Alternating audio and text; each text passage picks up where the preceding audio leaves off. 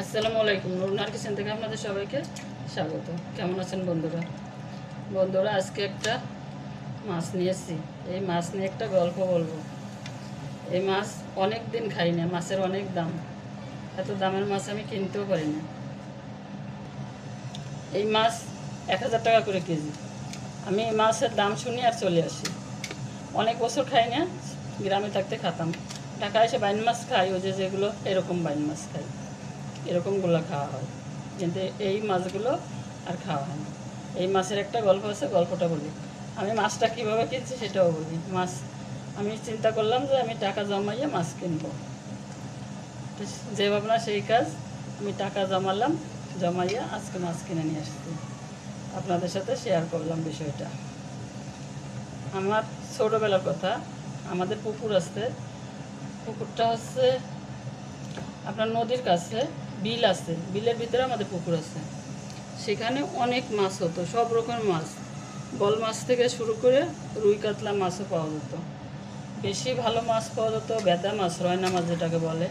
রয়না মাছ, পল্লি মাছ, সরপুঁটি মাছ, দেশি পুঁটি বড় বড়, এইসব খুব সুন্দর সুন্দর মাছ পাওয়া যেত। আর এই বাইন মাছ পাওয়া যেত প্রচুর। শিং মাছ, টাকি মাছ, মাগুর মাছ, শোল মাছ, কোনো মাছের অভাব থাকতো না, এত সুন্দর মাছ হতো। আর আমরা অনেক দিন পর্যন্ত সেই মাছ খেতাম। মাছ শুটকি দিয়ে খেতাম। আর প্রথম দিন যখন মাছ ধরতো তখন তো মা ভাজি করে করে দিত, আমরা বসে বসে খেতাম পুঁটি মাছ। পরে বন্ধুরা একদিন রান্না করতে করতে দিয়ে দেবো তেল।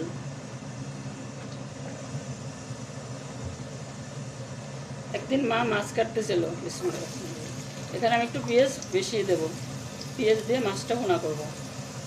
মা মাছ কাটতেছিল। মাকে বলছিলাম, মা আমি একটা আস্ত মাছ খাবো। একটা আস্ত মাছ বলছিলাম না, বলছিলাম আমি একটা আলাম মাছ খাবো। গ্রামে আমরা যেরকম ভাষায় কথা বলতাম। পরে আমার মা একটা মাছ আমার জন্য রাখছিল। রান্না করার পরে সবাই খেতে বসছিলাম, মা বেড়ে দিত। আমরা আমরা অনেকগুলো ভাই বোন, আমরা 7 বোন 3 ভাই। আমরা গোল হয়ে বসে খেতাম আব্বা সহকারে। ওই মা যখন মাছটা আমার প্লেটে তুলে দিচ্ছে, তখন আমার ইমিডিয়েটলি ছোটো জনের পরের জন সে এমনি চিৎকার দিয়ে উঠছে, হ্যাঁ ওনার মেয়েকে আলাম মাছ দিচ্ছে। কথা বলার সাথে সাথে আমি আবার মাছটা তার প্লেটে তুলে দিচ্ছি। বন্ধুরা, পেঁয়াজ মরিচটা আমি ভেজে নিচ্ছি। এখানে কয়েকটা কাঁচা মরিচ চেরা দিয়ে দিচ্ছি। দিয়ে দেবো মশলা। মশলাগুলো আমি একসাথে পানিতে গুলে নিচ্ছি। এখানে আদা রসুন বাটা, শুকনো মরিচের গুঁড়ি, জিরের গুঁড়ি, ধনের গুঁড়ি,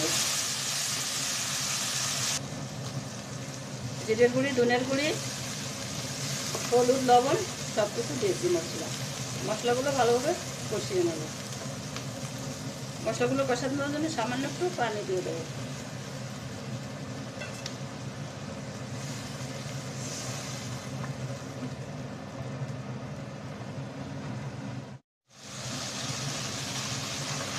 মশলা ভালোভাবে কষিয়ে নিয়েছি। আদা রসুনের গন্ধটা যাতে না থাকে সেজন্য পানি দিয়ে আমি ভালোভাবে কষিয়ে নিয়েছি। এবার মাছগুলো দিয়ে দেবো। মাছগুলো কিন্তু সব আস্ত রাখছি। তারপরে কি হলো বন্ধুরা, আমার বোন মাছটা একা একাই খেয়ে নিল চুপচাপ। ও আর কিছু বললেও না। ও মানে কাউকে বুঝতেও দিল না যে এখানে মাছ নিয়ে কোনো কথা হয়েছে। আর আমি তো দিয়ে দিছি সাথে সাথেই। আব্বাকে আমরা খুব ভয় পেতাম, আব্বা কানে না যায় সেজন্য।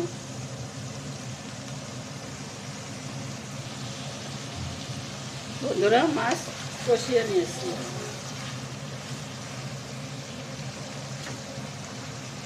নারকেলের দুধ দিয়ে রান্না করবো। এবারে নারকেল দুধটা দিয়ে দেবো।